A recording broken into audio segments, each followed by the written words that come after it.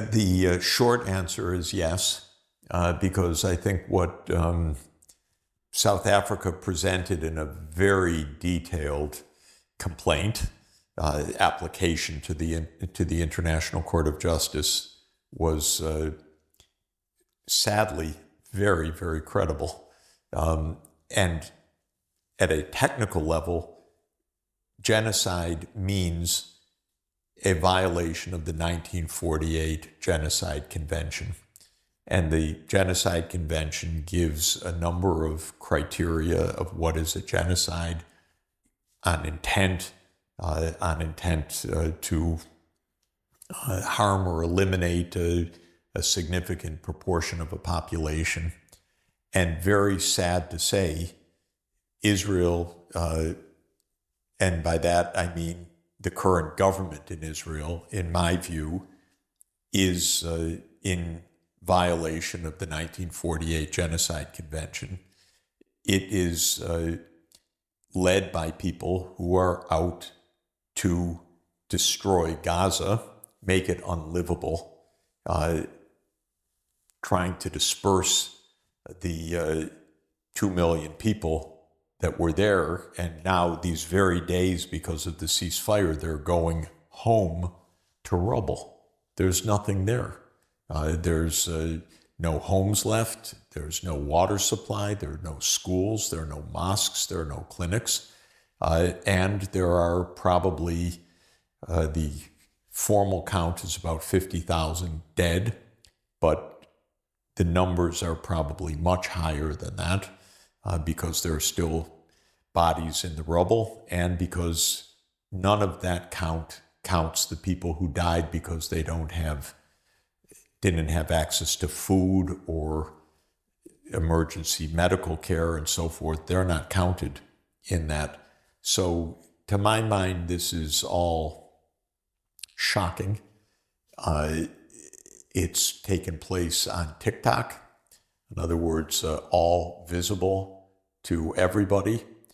And unfortunately, the Israeli government, in my view, is a very extremist government. And a couple of the ministers, one just quit, Ben-Gvir, the other Smotrich, they didn't hide their sentiments. And they gloated at the deaths and the destruction. And we saw a lot of that gloating. As somebody said to us, a historian said to my wife and me recently, that somehow some of these Israeli leaders think that if they speak Hebrew, no one else is listening, but you can have a subtitle underneath and find out what they're saying, and it's pretty awful. So I've been saying from the beginning, because the United States, I believe, has been complicit in this, because it provided the armaments and it provided the funding and it provided the diplomatic cover for this, that the United States could have stopped this any day by saying to Israel, we can't stop you from what you're doing, but we don't have to give you the bombs to do it. And that's what the United States should have done right at the start. And of course, they didn't do it. And it's a terrible, terrible thing. So that's the long answer. But the short answer is, I'm sorry to say, I think the answer is yes. So there's crucial evidence that Israel commits genocide, but why is the US still supporting Israel? Has this something to do with Israel's influence in American politics, or more with the industrial military complex in the US? More the first. It's a mess, and this is all a historical mess. Part of it, of course, because of Germany and because of the Holocaust. And because of the Holocaust here, the attitude of Jews and Zionists that created the state of Israel was never again. Never again will we allow Jews to be destroyed and so forth. And that ideology can turn into also a kind of horrible response because it became absolutely extreme. Never again means we will do what we want to prevent anyone from threatening us again, and if we have to kill everyone to do it, we're going to do it. That's the extreme response, but there are extremists that took that view. But there was, I think, because of the history, because of the Holocaust, because of the founding of Israel and so forth, there was in the United States support for Israel that became kind of unconditional. So that's one thing that happened. A second thing that happened is that, and it's almost a complete additional track. Some of the strongest supporters of Israel in the United States are so-called Christian Zionists. It's not about the Jewish history. It's not about the Holocaust. It's about the literal reading of the Bible, and not just the literal reading of the Bible, but a particular belief in the end of days. So it is a fundamentalist Christian view in part of the U.S. public, but not a small part, which is that it's very important for the Jewish state to be there so that the end of days can come, so that Armageddon can come, and Armageddon can be followed by the kingdom of God. So if you look at where the political support inside the U.S. for Israel comes from, it's interesting. The Jewish support is absolutely there, but the Christian support is even in larger numbers. This Christian Zionist support, because we have a very strong evangelical Protestant tradition in the United States, and especially in the Republican Party. So this is a second part of the answer to your question of why the support. The third is money, political campaign contributions. The lobby for Israel, and especially something called AIPAC, which is the American Israel Political Action Committee. If I have the acronym right, I apologize if I don't. But AIPAC is how we know it, gives money to people in Congress to run for elections. And if someone votes against Israel, they're targeted in the next election. And by the way, they target Jewish congressmen that don't completely support Israel and everything, and they target anyone that dares to say something against what Israel's doing. And so this is also another element. So there's the history, there's the Christian Zionism, there's the money of campaign contributions, and there is, because of all of this, a basic rule. If you're a congressman, you know in your head, do not oppose Israel. Do not oppose Israel. You don't know why exactly. Maybe it's the Jewish vote. Maybe it's the Christian vote. Maybe it's the money. But it's so deeply trained in the minds of the politicians that when Netanyahu came to the American Congress, even when he's under an arrest warrant for war crimes, they gave him 58 standing ovations in the U.S. Congress. To my mind, really gross. But it shows how American politics is in that direction. But I think there's a final point that's really important. The American people do not agree with this. The overwhelming view of young people in America is, what are we doing? Supporting Israel, killing all these people. It's a huge view. it's shocked the older people because the older people tend to be pro-Israel. The younger people either against what Israel's doing or actively pro-Palestinian or both. But in general, the American people don't like what the government is doing. But as I keep saying, no one's asking the American people right now. The government's doing its thing, whether the public likes it or doesn't like it. So it's very concerning. Well, thank you very much. That was very interesting. And thank you for your question also. And while we're swapping to the next student, I would like to also say thank you that talking about targeting, we are here in a talk with from a German book publishing company. And we're here with questions of German students towards an American economist and also very diplomatically, very experienced personality. So the reason why we don't focus now or say anything about what role Germany plays in this big subjects, Israel, Gaza, Russia, Ukraine, is not because we don't have a position or anything. This is just a talk of German students trying to learn, having questions to a very great author of a book. This is the context, just for everybody to understand.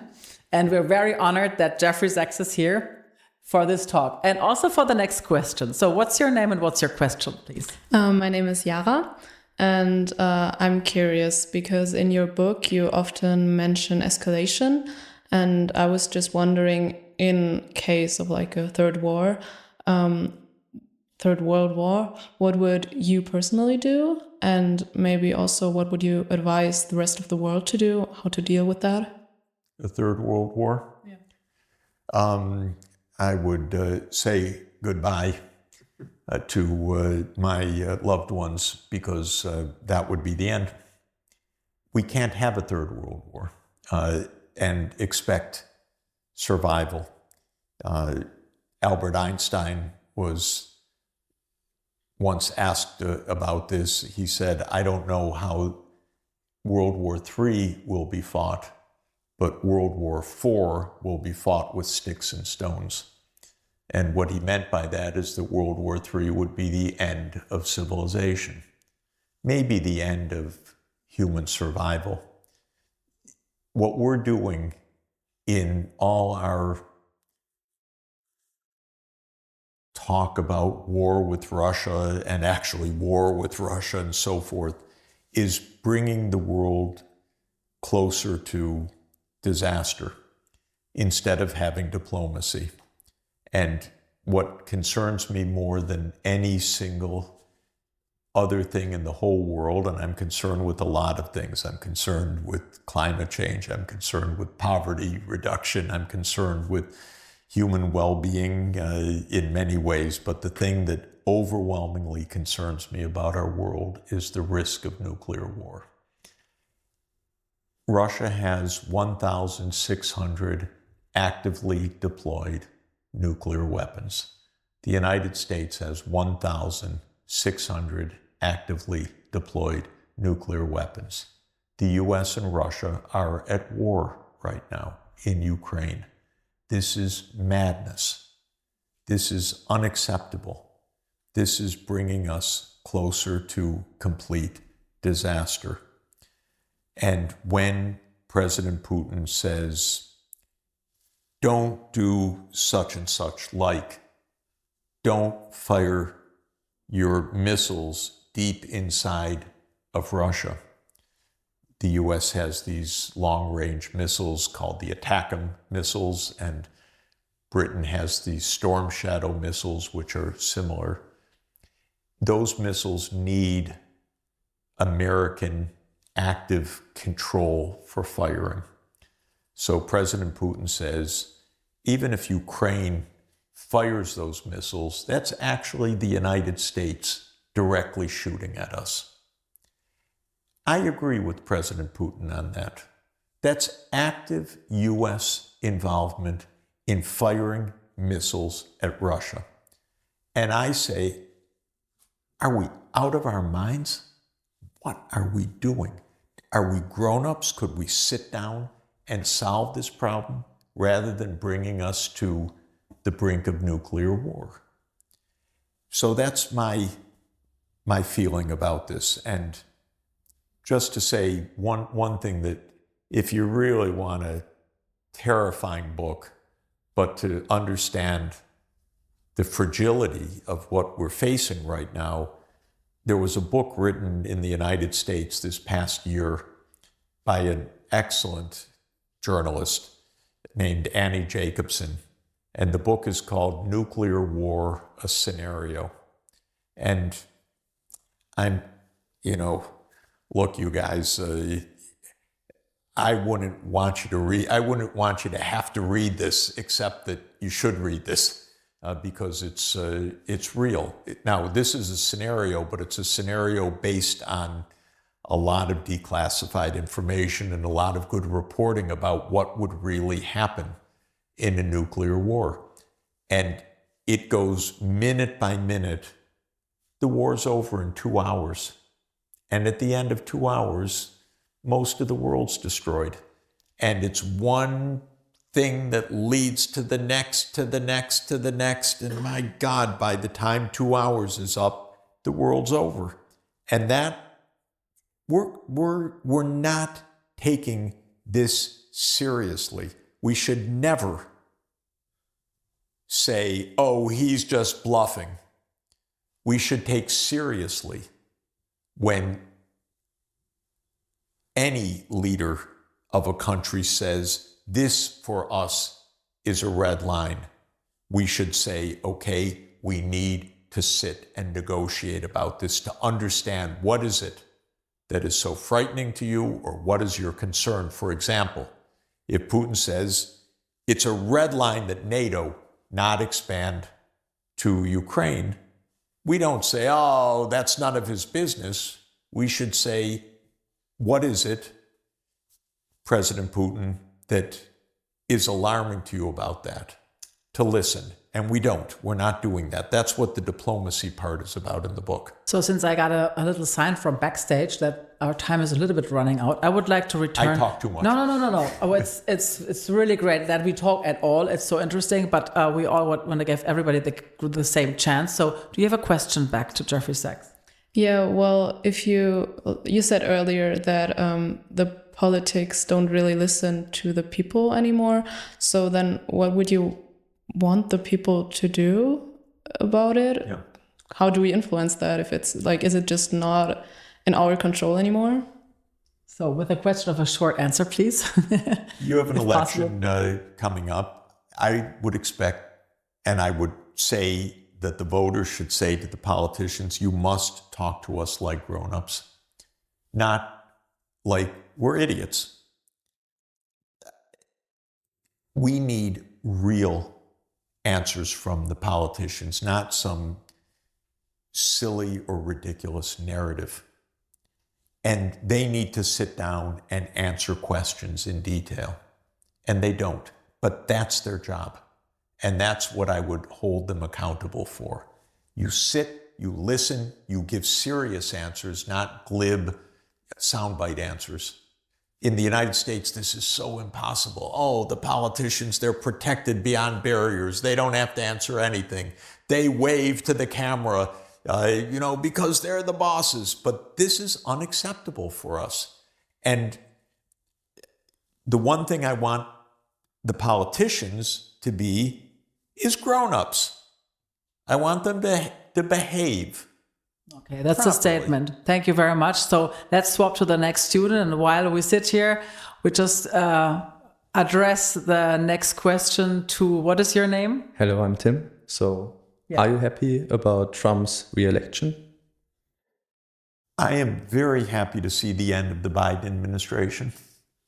I am very worried about everything about U.S. politics right now.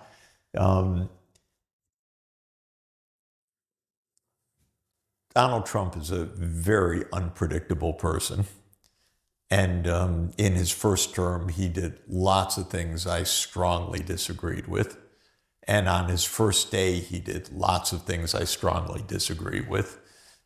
He doesn't believe in climate change, but my God, he should go back to, I don't know, grade 8 to learn about climate change, or grade 9 or 10. You're talking about the first day this term? Yeah. Or the first, yeah. No, okay. no, I'm talking just about the inaugural day, because the first thing he did was say the United States is going to leave the Paris Climate Agreement. How could I be happy about that? But just to say what I'm hoping, just a hope because it's not a guarantee, I'm hoping when he says that he's a person of peace, that resonates in his own mind, and that he actually takes diplomatic steps to end the war in Ukraine and to end the war in the Middle East and to avoid a war with China. And to my mind, just very briefly, I know we're running short of time, to end the war in Ukraine, the honesty is to say NATO will not enlarge to Ukraine, because that, from Russia's point of view, is a direct threat to its security. Believe me, Donald Trump would go nuts if China started to set up military bases in Mexico. But that's what the U.S. is proposing to do in Ukraine. So that's number one. In the Middle East, establish a state of Palestine alongside a state of Israel. That's number two. And in East Asia, disarm, don't have an arms race. That's number three. Thank you very much.